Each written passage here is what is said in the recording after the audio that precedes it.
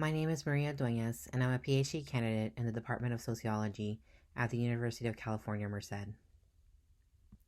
In his book, Exiled in Paradise, writer, historian, and organizer J.F. Smitty Smith chronicles his 7-day journey evacuating his home in the Lower Ninth Ward in New Orleans, Louisiana, after Hurricane Katrina.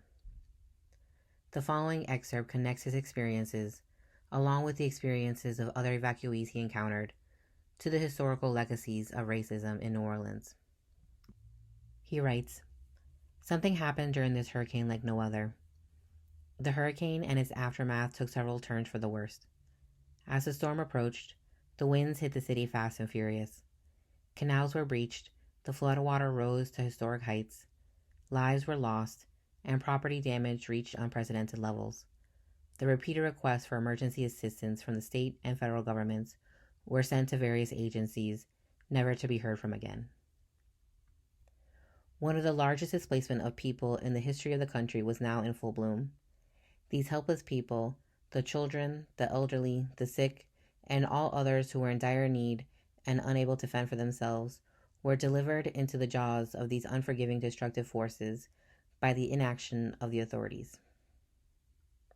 As we were evacuated from one place to another, within the city, fear and panic were beginning to evidence themselves in the faces and behaviors of the people. These frightening situations seemed to produce explosive conversations, which were everywhere. There were bad encounters with conspiracy advocates who were pushing their theories all over the place to anyone who would bend to their demands. However, it appeared the most sobering conversations came from those evacuees with an overarching belief that the Black people's predicament is deeply rooted in the historical relationship between the government, the white ruling class, and the poverty-stricken Black population. The constant talk we heard was that the white ruling class of New Orleans had laid plans long ago to reduce the majority Black population to a manageable political minority. These evacuees often referred to themselves and all the other displaced as refugees.